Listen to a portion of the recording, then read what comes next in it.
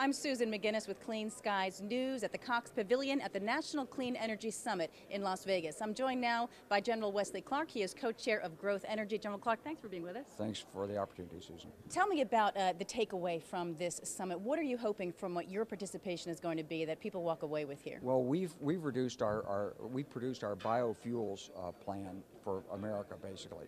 We've got 5 steps. It's very clear and very direct. You've got to lift the blend wall for ethanol so you can put more alternative fuels into gasoline.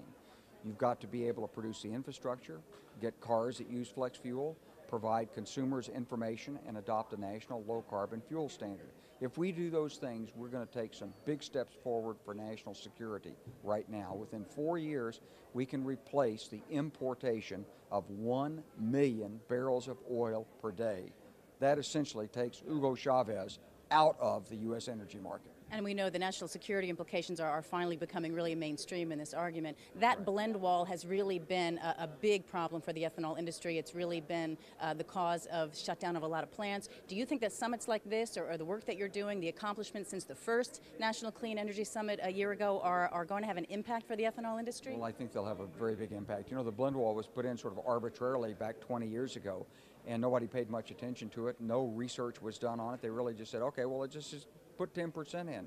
We have spent 15 years of detailed diligence on moving that blend wall up, and we've asked for it. We submitted our green jobs waiver. We'll create 136,000 permanent new jobs, directly and indirectly, if we move from E10 to E15.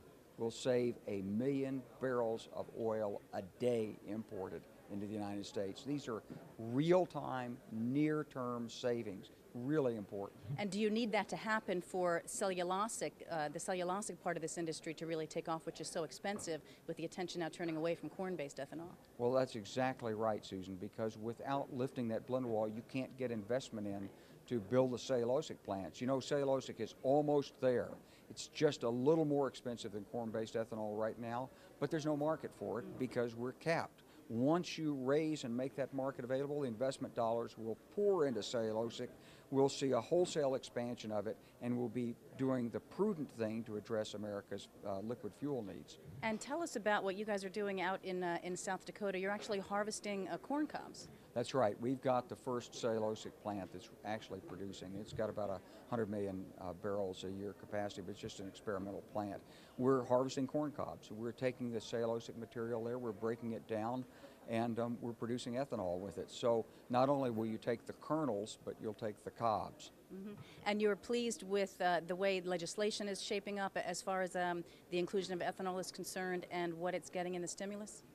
Well, we're not in the stimulus package per se. We don't need to be, but there's some very important legislation that's in place or been put in place by Senator Harkin coming in to help us advance flex fuel vehicles and the technology and infrastructure we need to give the American consumer a choice at the pump. Do you fear that with all the momentum behind battery technology that ethanol may get sidestepped? The best possible technology you could have for a car is a ethanol hybrid that's powered by E85 with good, strong batteries. At that point, we'll be a zero emissions, provided we're getting, of course, all of our electricity from wind. Right, and you are also involved in the wind industry. You're on a board there? Well, I'm chairman of a small turbine producing company. I'm on a board of a wind developer. I'm all over the alternative energy market because I think it's so important to national security. But the most near-term thing we can do to improve our national security is to lift that blend wall from E10 to E15. Well, give me your picture of the future and the energy mix for this country and for the world. What kind of percentage do you see ethanol playing, renewables, and where do you see fossil fuels in there? Well, I think there will always be the need for some petroleum, not only for fuel, but for plastics and probably for aircraft, because it has the highest specific energy content. But what we want to do is we want to move in the long term, probably to electric vehicles with all renewable energy. But we'll always need some liquid fuel capacity. That liquid fuel should be ethanol. Ethanol is a net zero emission fuel. I mean, it take corn or other grains or other plants, they take CO2 from the air, it's embedded in the plant, and then it's released again in the combustion chamber. It's only a matter of reducing the energy required to transform it from the plant into the liquid fuel. And that's what we're doing now with cellulosic and with advanced corn technologies. And so we see some liquid fuel all the way into the future.